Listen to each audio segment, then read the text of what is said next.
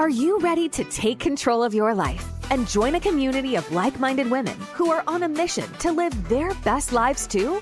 Healthier, happier, and wealthier? Then get ready to find the support and motivation you need to pursue your passions and goals. Get ready to develop the courage to step out of your comfort zone and try new things. Join the My Best Life Tribe membership today and unlock a world of opportunities, empowerment, and sisterhood. Our exclusive community offers courses, collaborations, workshops, events, and so much more. Don't wait any longer to start living your best life. Visit our website, www.DrStem.com, and become a part of something truly special. My Best Life Tribe, where women thrive together. www.DrStem.com. Are you ready to bounce back? Welcome to the Bouncing Back podcast with Dr. Stem, where resilience meets inspiration. Join us as we explore powerful stories of overcoming adversity, share expert insights, and discover the tools you need to bounce back in life. Whether you're facing challenges or seeking motivation, you're in the right place. Let's dive in.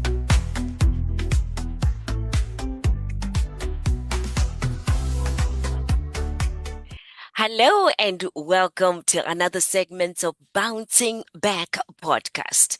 I am so excited. I have a sister who I just started talking to at the beginning of this and said, if pride was a meal, I would have more and more and more of it because I am very, very proud African sister that wants to introduce to the world my sister who is here to join me today. And you know what, Thitu Muiruri? I am so happy to have you as my guest today. Welcome to the show. Thank you. Thank you so much. It's an amazing opportunity and it's a pleasure to be here, Dr. Stem. Thank you so much. Just in case all of you that are watching are wondering, why is she talking about pride and why is she talking about, in life, you get to meet some people, right? I am one person that goes to every event or every place expecting divine connections and divine interventions. This young lady was a divine connection that I met a week ago at the Ohio for Health conference that we did. It was a health fair that we did. And she spoke about a movie that she's doing. But before we even dive into that, let me have you introduce yourself to the audience. Thank you. Thank you so much again, Dr. Stem, for this opportunity. And thank you for saying such kind and amazing words about me. I really appreciate that. So my names are Thitu Muiruri. I am a filmmaker based in Boston, Massachusetts, originally from Nairobi, Kenya. I have been making films for, I'd say 10 years. Oh my gosh, it's 10 years. I've been making films for 10 years now. And it's been a passion of mine for a very, very, very long time. And I make documentaries and short films that address community issues and any subjects, actually targeting subjects that may seem like a taboo or stuff that we don't talk about, real challenges that affect our people, the immigrant experience, the African immigrant experience in the US, what it's like to live outside your comfort zone and work with people who don't look like you, some of the inner challenges that happen when going through life like that. So that's the kind of films that I really focus on and storytelling that I focus on. You may say they don't feel like Netflix and chill kind of films, and that's okay because they really don't. The point is to encourage you to think more and really question the belief systems and some of the things that we as a community or as a society decide to hold truth to, yet there are some holes in there in those belief systems or societal norms. So It's interesting you mentioned that it's not Netflix, they're not Netflix, movies. But from the one that we're going to be talking about today, because then the minute you started talking to me about His Name is Eku, EKU, and the, film, the gist of the film, as a mental health professional, my heart leapt and I said, oh, we do need this conversation. So let's jump right into it. It is a film that you just produced this year in 2025, and it's about His Name is Eku. Tell us a little bit about what prompted you to even do the movie and how you came about to produce it. thank you for that question. So it was an interesting leading, and I would say this is really, it was the hand of God, I would say, Yes. because when I started working on this film, my intention was to have a female protagonist in the film. And Mm, the story was born out of talking to my friends back in Kenya. Because when I relocated into the US, I was in my third year in the university okay. studying journalism and media studies. So when I came here, I obviously, had friends, fellow classmates, and they went on and they graduated. And, keeping tabs, calling them, finding out what's going on. A lot of them would tell me, oh my gosh, it's so hard to find a job. There are all this, ways that you either pay your way in or, sleep with that manager so you can kind of get that opportunity or foot in the door, and all this weird, like just heartbreaking methods that have been normalized. Again, back to that normalizing things. And it was really heartbreaking for me. So I decided I'm going to write a story addressing this. And so in the script, I'm a writer as well. So when I wrote it, I had a female protagonist who was trying to find a job, and they're just hitting roadblocks, and anything that's coming up that's showing some little bit of hope is sort of like a transactional experience where, okay, what are you going to give me so I can give you this job? And my protagonist in that script at the time was being faced with a challenge of sleeping with this production manager to get this journalism job. And after finishing the script, I thought, there are so many stories that have been told about, women facing all different kinds of sexual violence. And not to say that they are not important, they are not serious, they do not, they deserve all the attention that they get. That is true. So after writing the script and seeing that, I thought, what if I change everybody's gender on this script? How is that going to look like? So whoever was male, I made them female. Whoever was female, I made them male. And Wow. then I thought, do men go through this? I have never heard of a man who has to sleep their way into a job. Like, no, I've never heard of that. If a guy has to do that, they're gonna say, okay, you know what, just keep your job. I'm gonna, unless it's a woman. Some people said through my interviews would be like, oh, you're giving me a job and you want, okay, Mm-hmm. show up gladly. So I started doing research and asking Kenyans and Africans here in Massachusetts, just, trying to find out, have you ever heard of a guy going through like a sexual abuse? Is that a thing? Do men? And most people were like, what? No. And I was like, yeah, I thought so too. I was just kidding. I would just let that slide. But more research led me into TED Talks and all these different discussions on, oh my Yes. gosh, this happens. And it's, mostly the Caucasian community that would share these stories. And so that was also coming with its own barriers, because if I presented that, my Africans that I love very much, but they would Yes. just be like, yeah, that's a Caucasian thing. That's an Exactly. African thing. Yep. Because we don't have that. Yep. It doesn't happen around us. Mm-hmm.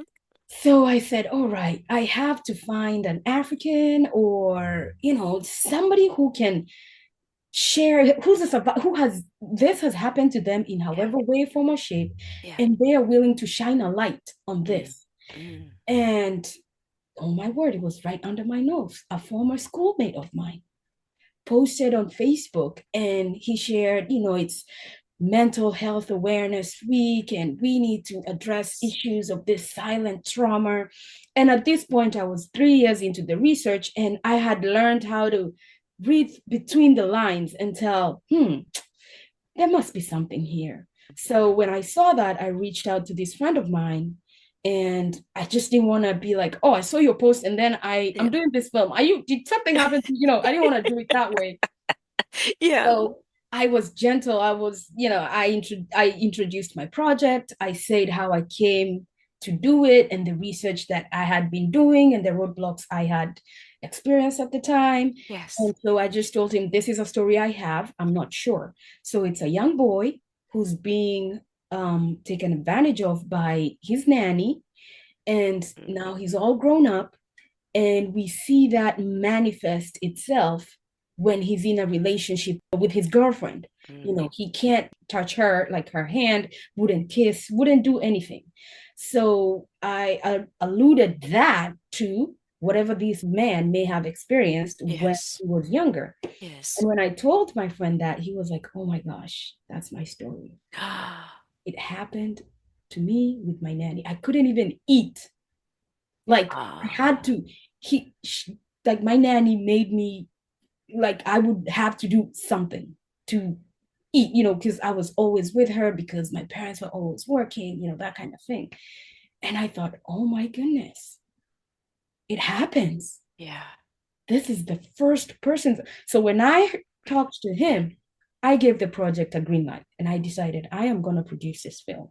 I don't know how I'm going to do it, but I'm going to do it. And that's how I came to writing the script and putting it out as a film. So, yeah. Wow. I'm just amazed. I guess my mouth was open as to a vision comes into play. You start writing this play and you have no idea the changes that you made. And I love the fact that you also, alluded to this was a God project. God Himself wanted me to do this, but to have you change the names into males and then run into this post from a friend that was really close to you, it's almost like it's timely. It's something that needs to be talked about. I remember when I met you and you were talking about men sexual abuse, and I'm like, what?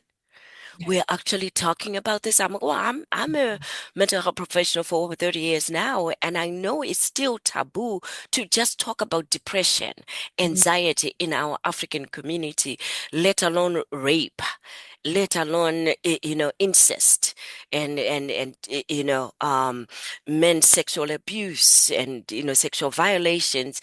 It's not something that many in our African communities are ready for it. But I'm excited to see that, a person like you and your team were brave enough to say, you know what, let's put it together and let's make a platform where we can have an open forum to have this discussion.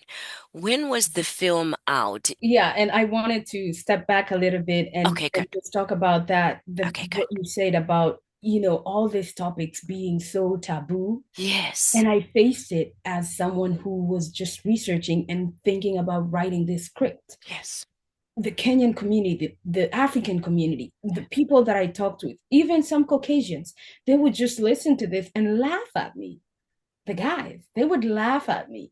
And it got me, I'll be honest. The reason why this project took 3 years, there's a period that I gave up on it. I was like, you know what? I'm just gonna make her female, that way, everybody understands that it's easy. And I just took 6 months off and I was like, I don't know whether it was 6 or more, but I was like, I'm done. I can't keep doing this. And some of my friends, including my mom, was like, no, I think you are onto something. You need to just keep going with that. Yeah. I was like, but I'm not getting anything. So yes, I did experience some backlash.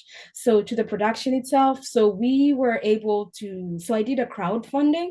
Okay. And I contacted a nonprofit organization that works with men, and it's called Men Healing, actually. And it's based here in the US. And they were it's an organization that the first organization that I saw that is really open, and they provide all these different resources for healing. Yes. And I contacted them just to thank them for helping me in the research. And they came in very, very handsomely in the project Good. financially, and they Good. ended up being my executive producers. Oh, I wow. fundraised the rest of the money, Yes. and I was blessed with a whole bunch of volunteers and a few friends who are brilliant and talented actors and crew members. And we shot the film in the spring. So that's when we shot it, and then we did the post-production through the first bit of summer, and the project was done by July. And Wow. so we did a first premiere in August here in Quincy. And oh my word, we had such an amazing receiving of the film. The audience showed up. They were like, I love you. I really do. No, you don't. Why won't you kiss me?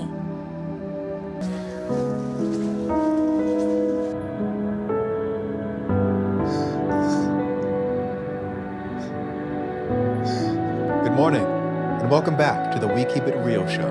We are talking about sex crimes. It is female and the victim is male.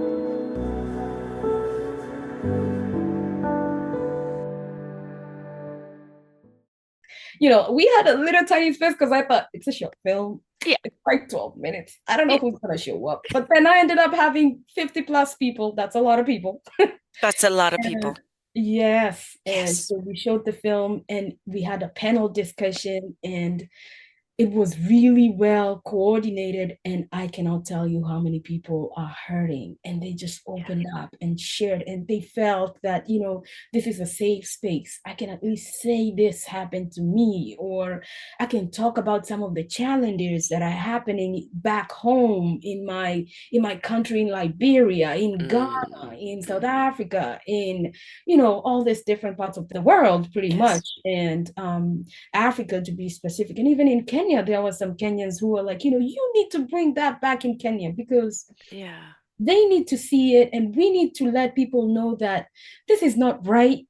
And there is help to anyone who's hurting, because right now a lot of people are self-medicating, addiction, Yes. alcoholism, drugs, all these kind of things. Or these victims are becoming victimizers. Yes. And now it's Yes. just replicating, and it's just a Yeah. vicious cycle, Yeah. And it was just really humbling, eye-opening, and just such oppressing to see that this is really needed. Yes. And Yes.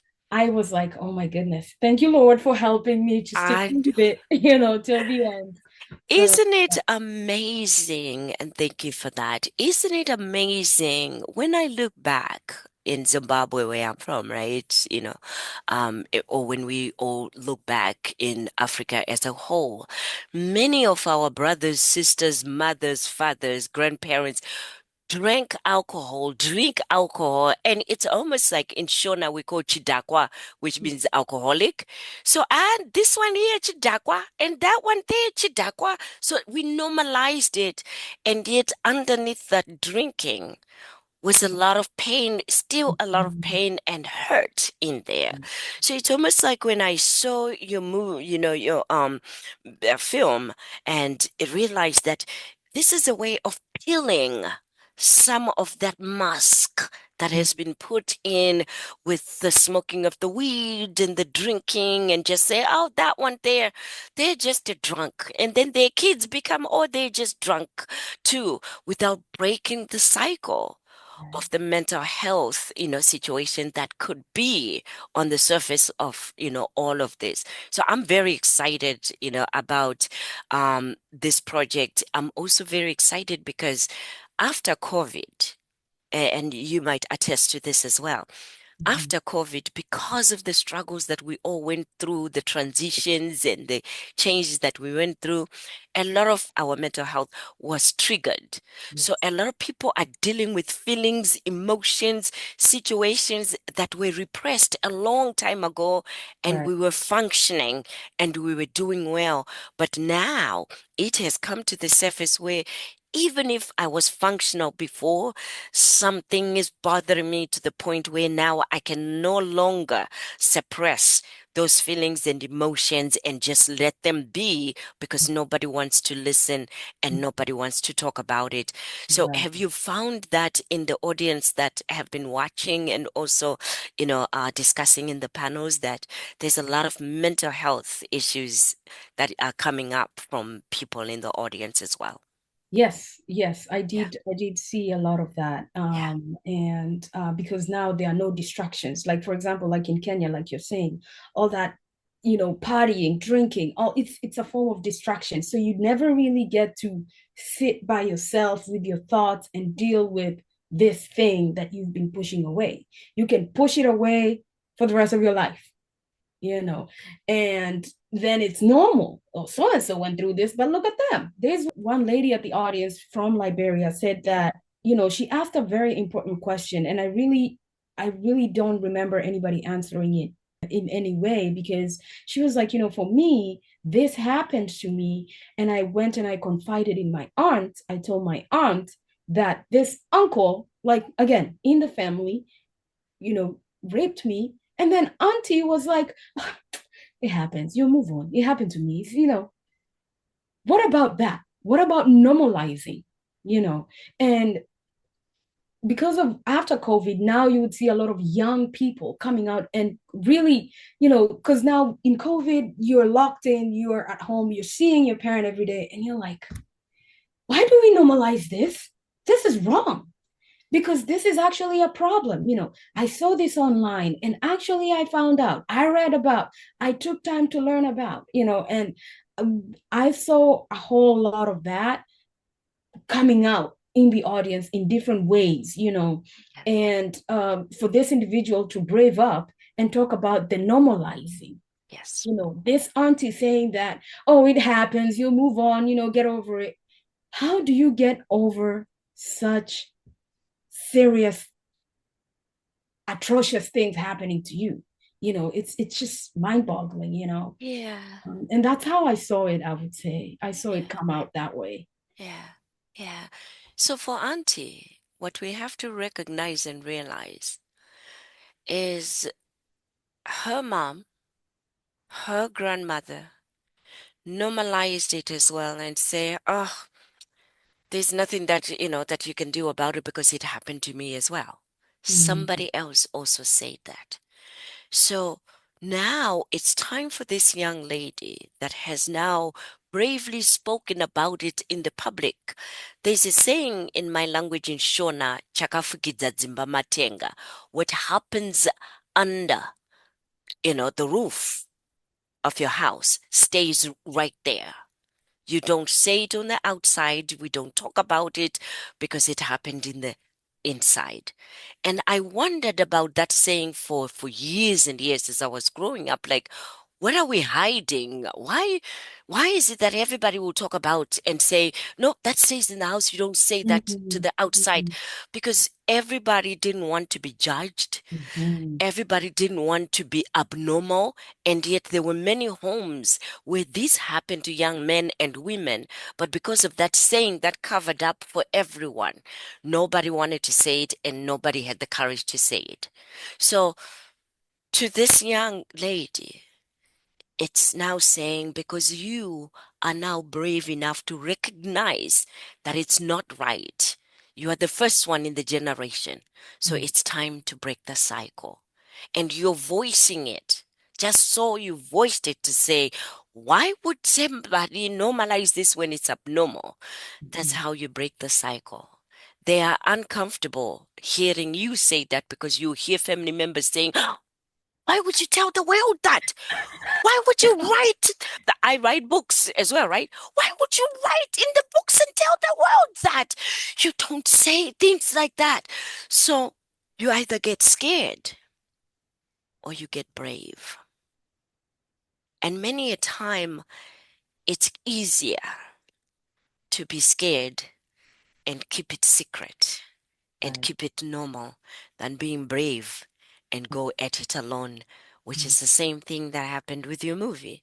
You go for 3 years, and then it's like, okay, do I stay and waste this 3 years that I've been grappling with it, but the spirit is not leaving me, and those that love me are continuing to say, come on, do it. There must be something about it.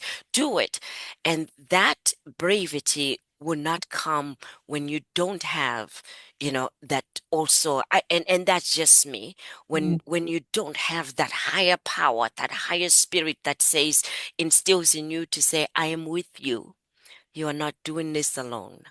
And once you embrace that and say, okay, God, I'm going to do it, but I don't know how, and I don't know who's going to be beside me. Then he said, okay, now you're ready. I will divinely connect you to the right people, which is that organization, the Healing Men that you were connected with.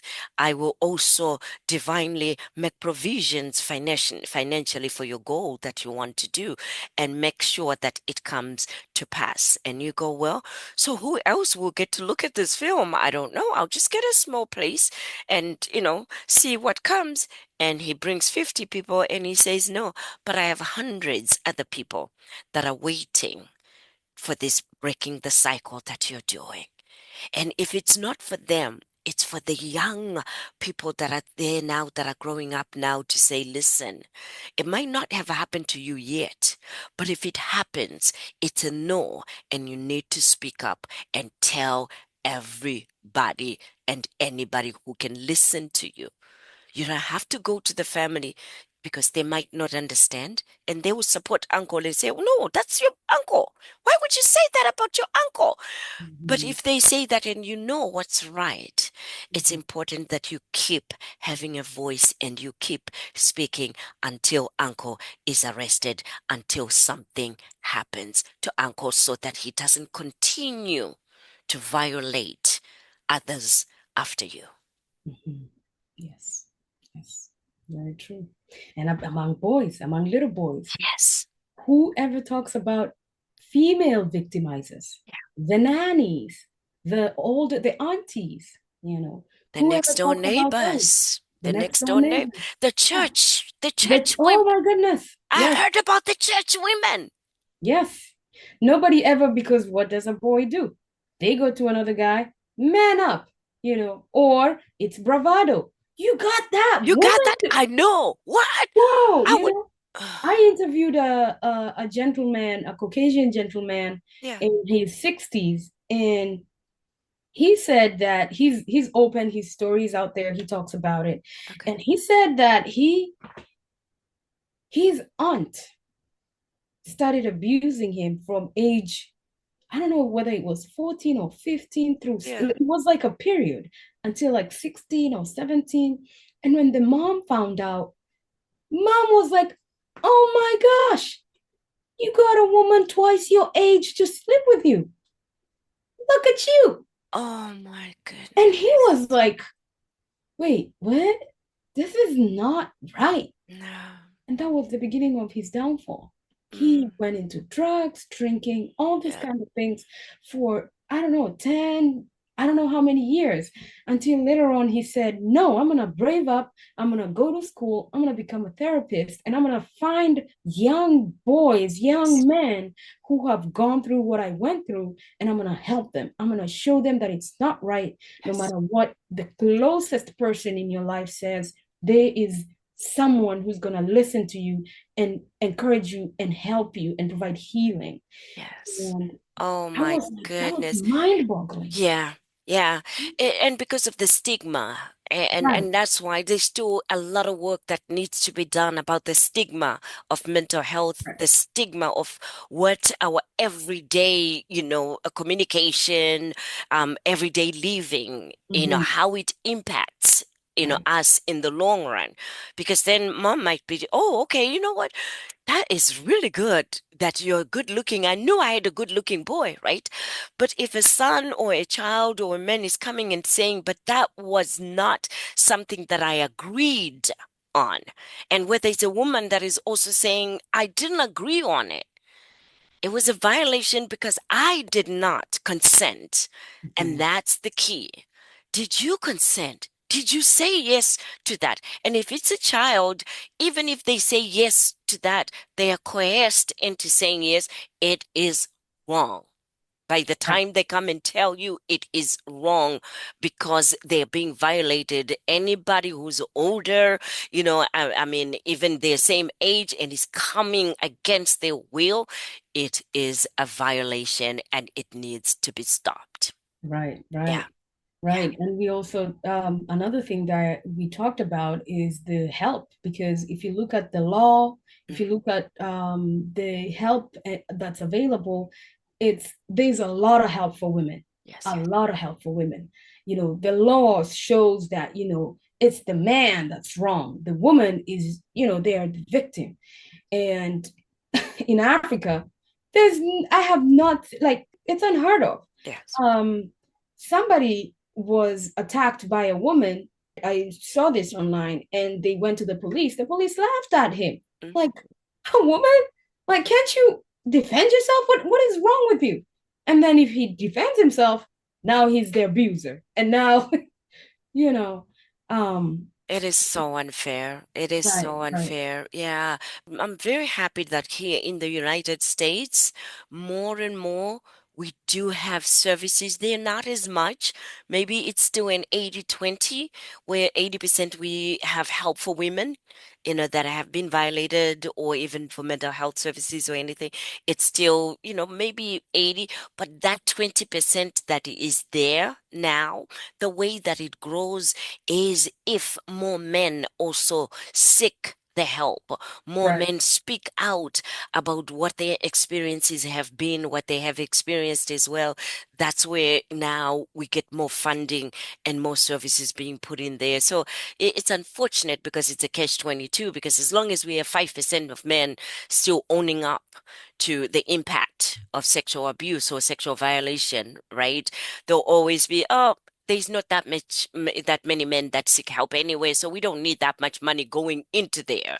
So again, we need more to be able to seek help and to seek out the help that they need. That way we can get more funding and more services, put in for men, also in every state. correct, Yeah, correct.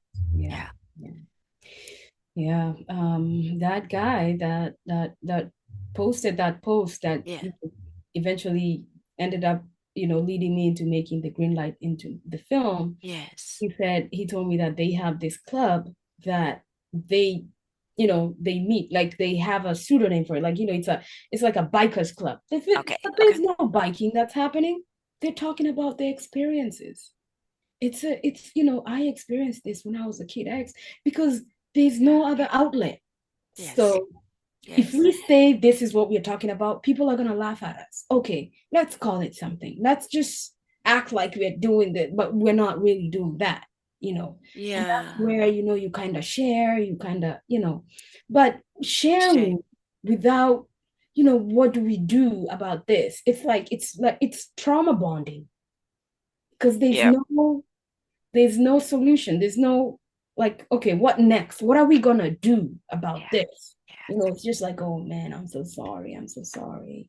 Um, then what? Yes. You're So right. So for those, that are listening, and we will have men and women that will be listening to this, right? Another option is, there are a lot of mental health professionals that are there. And what we do is confidential, it's confidential work. Because what happens is you go into therapy, and every therapist is as good as the information that we receive. So if you come in for therapy and you say, you know what, I'm having problems with my supervisor at work, and they told me that I need to see an employee assistance professional, which we are, therapists as employee assistance professionals. And, they say that I have anger problems, but then my supervisor is the one that does this and does that. And come to find out that part of that anger goes back into what we are talking about today, violation that happened years ago. anger that has been, nursed throughout the years. And then now you get to this job, and Lord behold, the supervisor manager just happens to look like, talk like that woman that violated you. So every time that you talk, and this is just an example, right? Mhm. And every time that you talk to her, something in you says, there's something about this lady that just irritates me and annoys me, and I don't know what it is, but I need the job because I have a family, and I need to talk. I need to get a paycheck for the family. What we are talking about today is demystifying that myth that you have to keep it a secret, that you don't need to talk about that, because without resolving and talking about the emotions, the feelings, what you went through, you will always be triggered by something and someone. And as a result, the person that is restless is you. Correct. As a result, the person that is unhealed is you. Mhm. And it's disheartening because when we look at the statistics of suicides, we still continue to have very high suicidal rates of men among suicidal statistics that we have, and the Mhm. reasons are not talked about. So when Mhm. I heard that you are now talking and making this film, I said thank you, Jesus, because we have one more thing that men can feel normal. I'm talking about it. Is it happened to me, wasn't my fault. I was a child, or I was a person that needed a job, and this manager, because what you spoke about, where the ladies are being told, well, I'm going to sleep with you, so I'm going to give you this job. You can be a supervisor, but what's in it for me is happening to men as well. All right, you can come, but what's in it for me, man? I got to get something. And without knowing it, it's like, man, I need a job for my family, or I need a job for myself so I can be independent. It's happening to them as well. And it's high time that it's known, it's talked about, it's normalized, and healing comes with a lot of sacrifices and a lot of, things that, like you were mentioning, that they don't want to be laughed at. They don't want to be made a joke. But, Mhm. to come to that space of freedom and being free, that I'm taking back my life, I'm not hiding anymore, and protecting you, my perpetrator, and protecting you, the violator that violated me, or the act of violence that you did to me. I'm not protecting that anymore. I'm going to show my face so that I can be free. Is really brave of Mhm. some people to do that and come to Mhm. that. Is it easy? No, it needs a lot of support. Correct. Correct. Yeah, it does. It Needs does. a lot. So I know you mentioned that you're going on touring with this. Tell us where your next stop is and what the vision is. Well, the vision is to show it in as many African countries as possible, number one, and as many states as possible in the US. I am very grateful that I have gotten an opportunity to screen it in Kenya this December, and potentially Rwanda and Nigeria as well. So those are, oh, and the UK. So And the those UK. are a Oh, few places that have sort of like jumped out as potential opportunities. And I'm currently really working with a couple of therapists, psychologists, individuals who are in the mental health space in Kenya, and collaborating with them and just kind of seeing how we can work together and put this event together and have a screening. So that's what I'm currently working on. There are potential opportunities to screen here in Boston with Boston University, yes. and at Cambridge as well. Yes. Those are just the few conversations that I am having with individuals. We might also screen it in Worcester as well. Okay. Okay. And as we just spoke, there's an opportunity to screen in Northern Lowell area, or, In the Lynn. Salem Peabody area where we are at. Yes, yes. Correct.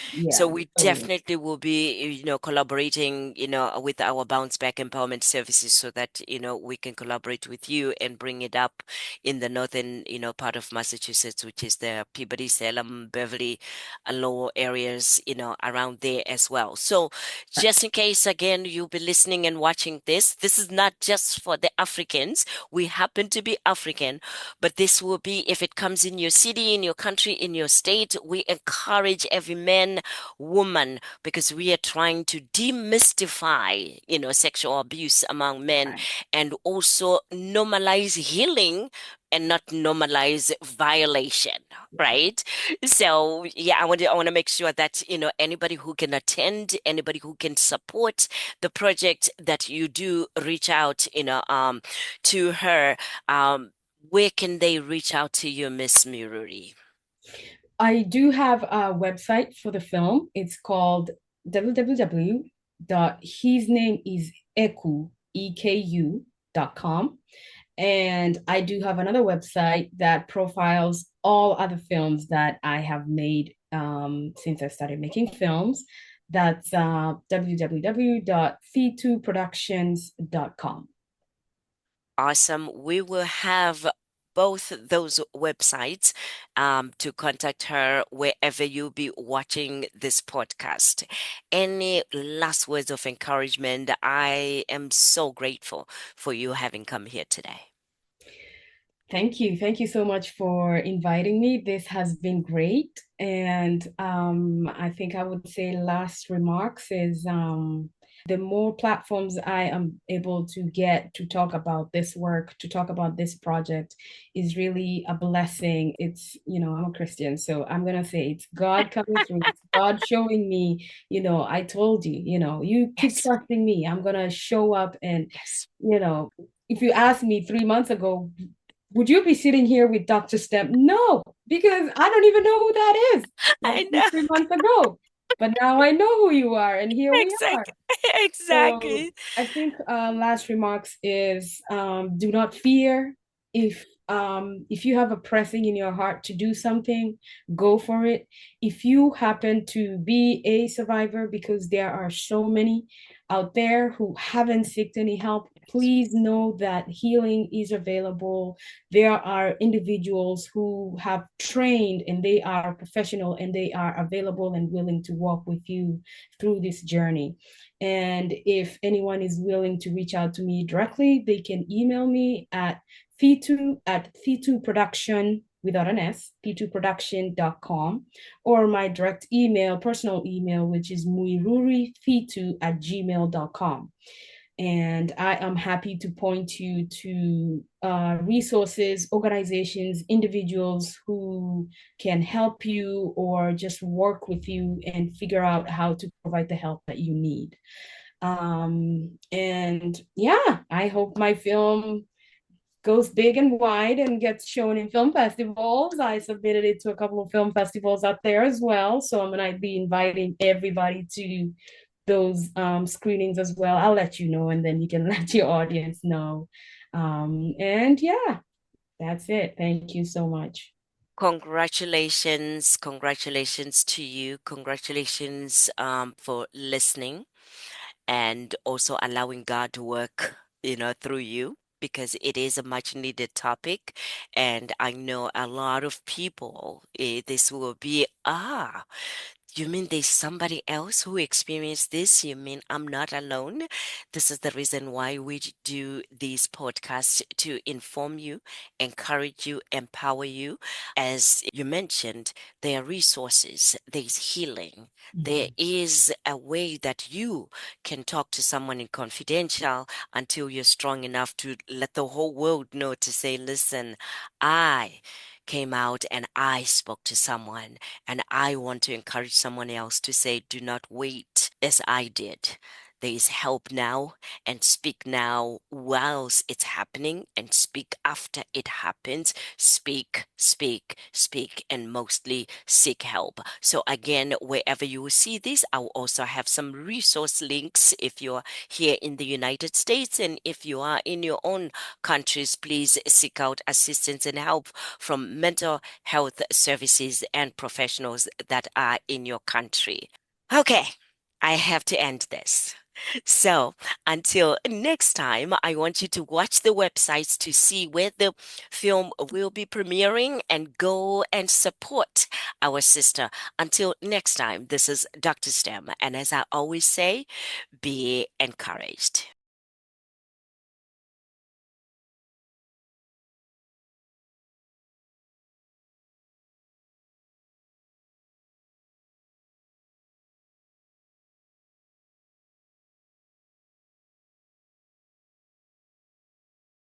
That's a wrap for today's episode of the Bouncing Back podcast with Dr. STEM. We hope you found today's episode inspiring and packed with valuable insights. Remember, no matter the challenges you face, resilience is within your reach. If you enjoyed the show, please subscribe, leave a review, and share it with your friends. Join us next time for more stories of strength and perseverance.